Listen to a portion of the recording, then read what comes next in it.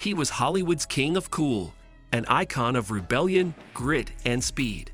But behind the sunglasses and swagger, Steve McQueen was racing against time. In the final months of his life, stripped of fame, stripped of strength, McQueen faced death with shocking clarity.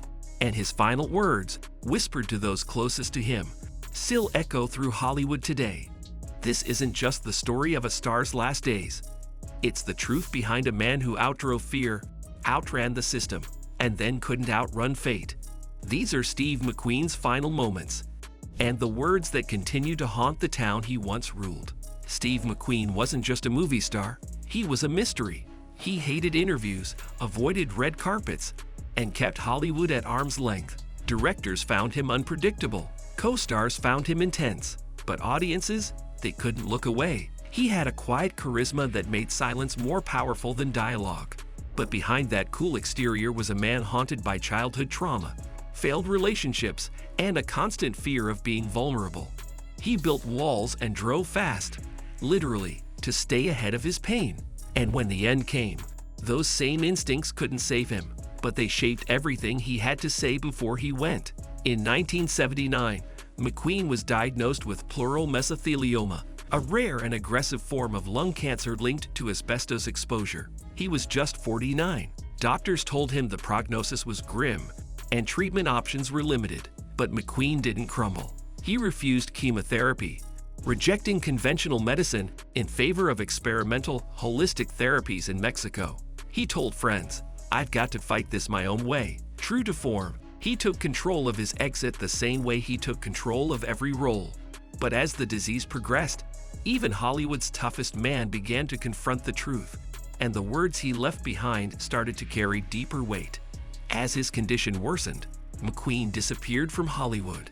In the fall of 1980, he checked into a secluded clinic in Ciudad Juarez, Mexico, under a pseudonym, Sam Shepard. He was gaunt, in pain and struggling to breathe, but still defiant. His last hope was an unproven surgery to remove tumors from his abdomen and lungs. Doctors warned him it was risky. He didn't care. "I've got nothing to lose," he told his nurse. Friends begged him to return home, but McQueen chose solitude. He didn't want pity. He wanted control. That final trip was a goodbye, whether he admitted it or not. During his final weeks, McQueen wrote a short note addressed to his son, Chad. It was never mailed, but was later found among his personal items. In it, he wrote, "Don't be like me. Be better. Love people. Trust someone." For a man who built his life on independence, those words revealed a shift. A rare glimpse of regret. The note was short, just a few lines, but heavy with everything he'd held back for decades. Steve McQueen never said those words publicly, but in that note, he left a legacy more powerful than any role. A confession, a warning, a final gift to the son he never fully knew.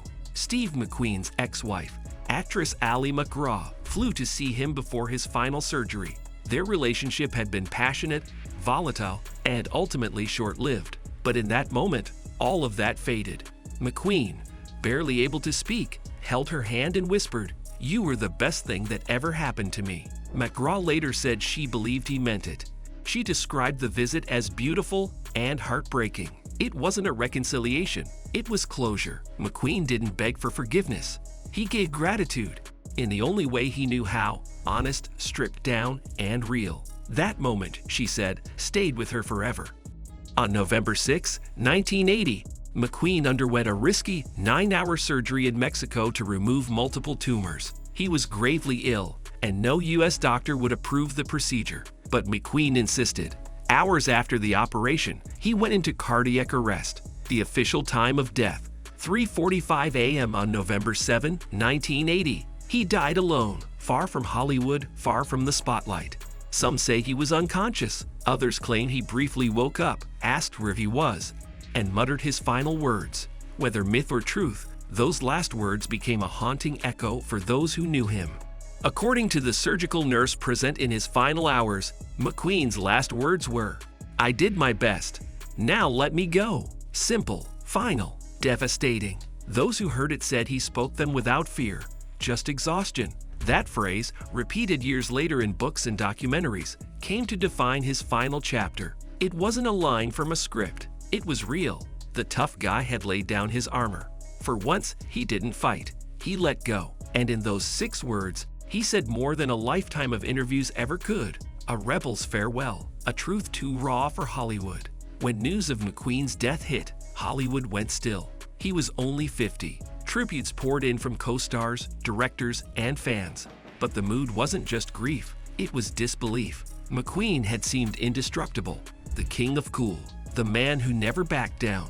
How could someone so powerful just vanish? In the weeks that followed, studio execs scrambled to re-release his films. TV stations aired marathons, but something deeper lingered, a realization that they never really knew Steve McQueen. He had kept them all at a distance, and now he was gone, with secrets he never shared and words that still echoed. Steve McQueen didn't want a Hollywood funeral. No red carpets, no cameras. He was cremated, and his ashes scattered at sea as he'd requested. Only close friends and family were invited. No press, no speeches, just quiet. It was exactly how he wanted it. One guest later said, "It was the most un-Hollywood goodbye I've ever seen." There were no tributes from the Academy, no televised specials. McQueen wasn't interested in legacy. He was interested in peace. And in the silence of that ocean, far from the spotlight, the man who once owned the screen disappeared on his own terms.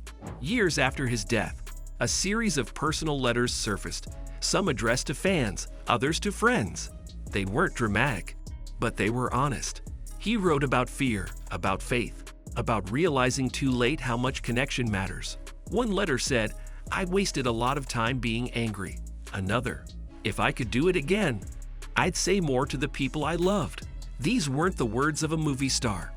They were the words of a man facing his own ending and seeing everything clearly for the first time.